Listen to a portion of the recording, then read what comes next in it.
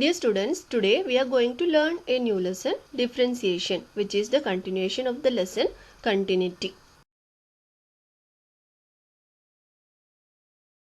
To understand the term differentiation, we need to understand the meaning of rate of change in general as well as the rate of change in a function.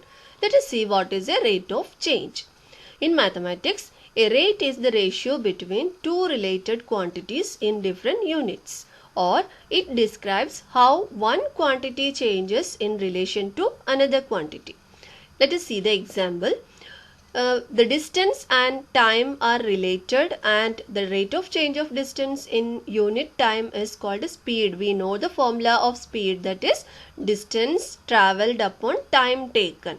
So distance and time are related quantities here, and its ratio is called speed. Now let us see what is the rate of change in a function. Let y is equal to f of x, that is the representation of a function f of x, be a function. Here y is the dependent variable and x is the independent variable. So we know that any change in the variable x makes a corresponding change in the variable y. Now let us take a small increment in the independent variable, that is x. Say delta x. Delta represents the small change in the variable x as delta x. Then we know that as y is the dependent variable on x, the value of y depends on x. So there is a corresponding change or small increment in the value of y also. Say delta y. We can represent this change in value of y as delta y. Then the limit delta x tends to 0, delta y by delta x, which is equal to limit delta x tends to 0, f of x plus delta x minus f of x upon delta x, if it exists, is called the rate of change in y with respect to change in x. Or we can call this as derivative of f at x, and we say that y is equal to f of x is a differentiable function of x. Here we represent the derivative of f with respect to the variable x as dy by dx or f dash x, and dy by dx, or it means d by dx of y, that is d by dx means derivative with respect to x, that is in the function y is equal to f of x, x is the variable. If the variable is t, then we represent it as d by dt of y. And it is read as, if it is dy by dx, then it is read as derivative of y with respect to x. There are some important points on this derivative.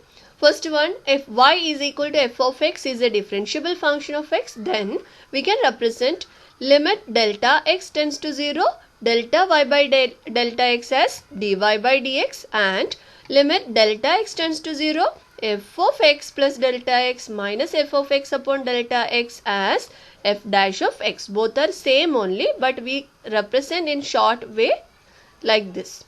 Now the second one, consider delta x is equal to h, that is the small increment in x as h, and suppose that limit h tends to 0, f of a plus h minus f of a upon h.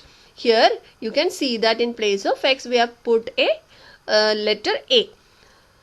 And if this limit exists, then we say that the function f of x is differentiable at the point x is equal to a, that is we have taken a value for the function the variable x as a, and is represented as f dash of a, that is f dash of a can be written as limit h tends to 0, f of a plus h minus f of a upon h.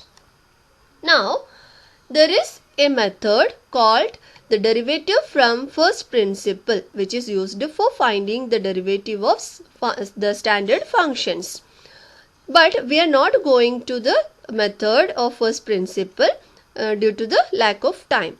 So we directly go to the formulae for the derivative of the standard functions, that is derivatives of standard functions.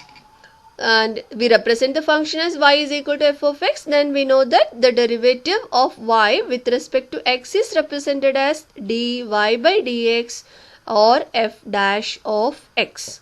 And first we find the derivative of constant, and the derivative of constant means without the variable x.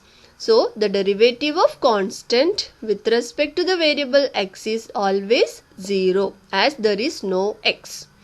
And the next one, derivative of the function of the form x raised to n is n into x raised to n minus 1. Next one, 1 upon x raised to n, and its derivative is minus n upon x raised to n plus 1. And the next function is root of x, square root of x, and its derivative is 1 upon 2 root of x. Here we have the derivatives of trigonometric functions. Derivative of sin x with respect to x is cos x, and the derivative of cos x with respect to x is minus sin x. Derivative of tan x is sec square x, and derivative of cot x is minus cos x square x. Derivative of sec x is sec x tan x, and derivative of cosec x is minus cosec x cot x. Now we have the derivatives of logarithmic and exponential functions. If the function is log x to the base e, then the derivative with respect to x is 1 upon x. And if the function is log x to the base a, then the derivative is 1 upon x log a. And derivative of the function e raised to x is e raised to x itself. And derivative of the function a raised to x, that is in place of e we have a here, and then the derivative is a raised to x into log a. Rules of differentiation. First one, if u and v are differentiable functions of x, that means u and v are the functions of x and which can be differentiated with respect to the variable x. And here if y is the sum of these two functions u and v, then the derivative of y with respect to x is obtained by du by dx plus dv by dx, means derivative of u plus derivative of v with respect to x. Second one, if u and v are the differentiable functions of x such that y is the difference between the functions u and v, that is u minus v, then the derivative of y with respect to x is equal to du by dx minus dv by dx. That is, the derivative of the sum or difference is obtained by adding or subtracting the derivative of the individual functions u and v separately. Now corollary. Corollary means the result obtained from this theorem.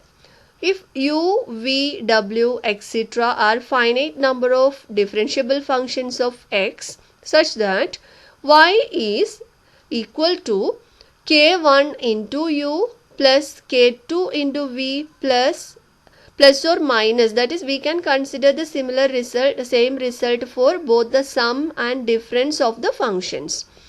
And if it is sum, we will use plus only in each term, and if it is the difference, then we will use only minus in between each term. So y can be represented as k1u plus or minus k2v plus or minus k3w plus etc. That is, if more functions are there, then we will represent the function y this way. Then dy by dx is equal to k1 into du by dx plus or minus k2 into dv by dx plus or minus k3 into dw by dx plus or minus etc. Here you can note that the constants here k1, k2, k3 etc. are the constants, means without the variable x. So k1, k2, k3 are free from x. So it is not differentiated. So we will take it out of the derivative. So we will write it out of the derivative and we differentiate only the functions. Okay. Next one is the derivative of product of two functions. If u and v are differentiable functions of x such that y is the product of u and v, that is y can be written as u into v, then derivative of y with respect to x is equal to u into dv by dx plus v into du by dx. That is, we don't write the derivative of u and v both together, that is we differentiate successively this way. That is, first we take u as it is and then we differentiate v with respect to x, plus we write the second function v as it is and write the derivative of u with respect to x. Now, if there are three functions, then that is y is equal to u, v, w. Then dy by dx is equal to u into v into derivative of w with respect to x plus uw into derivative of v with respect to x plus vw into derivative of u with respect to x. If we are writing u into v as it is, then we differentiate the third function plus uw, then the remaining function is v. So we write the derivative of v with respect to x plus last term, that is if we write v and w as it is, then the remaining function u, we write the derivative with respect to x. Next one, derivative of quotient of two functions. If u and v are differentiable functions of x, then such that y is equal to u upon v where v not equal to 0, then dy by dx is equal to v into du by dx minus u into dv by dx upon v square. That is, we write the denominator function first into derivative of the numerator function minus the numerator function into derivative of denominator function upon denominator function the whole square. Okay, this is the rule used for finding the derivative of quotient of two functions where the value of the denominator function should not be 0. Now, we solve the sums on the exercise in the next video. Thank you.